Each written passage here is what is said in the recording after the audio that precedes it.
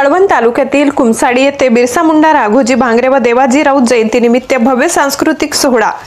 कळवण तालुक्यातील कुमसाडी येथे भगवान बिरसा मुंडा राघोजी भांगरे व देवाजी राऊत यांच्या जयंतीनिमित्त 22-23 नोव्हेंबर 2025 रोजी भव्य सांस्कृतिक कार्यक्रम पुरस्कार वितरण सोहळ्याचे आयोजन करण्यात आले। 2 दिवस चाललेल्या कार्यक्रमात विविध सांस्कृतिक कलांचे सादरीकरण तसेच 2 गटात विभागातून स्पर्धकांना बक्षीस वितरण करण्यात आले। सदर कार्यक्रमात माजी जिल्हा परिषद अध्यक्षा जयश्री पवार यांना रावण फाउंडेशन पेट क्रिकेट असोसिएशन तर्फे आदिवासी लोकनेते या पुरस्काराने सन्मानित करण्यात आले।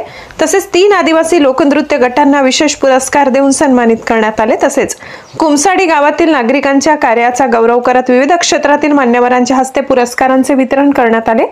कार्यक्रमाला अन्न व औषध प्रशासन मंत्री नामदार नरहरी सीताराम झिरवळ,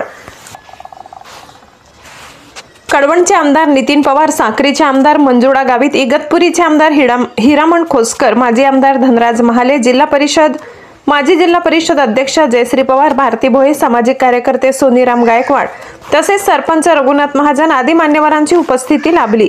या सांस्कृतिक कार्यक्रमात नंदुरबार, धुळे, नाशिक व गुजरातमधील विविध भागातील कलाकारांनी मोठ्या संख्येने हजेरी लावून आपली कला सादर केली।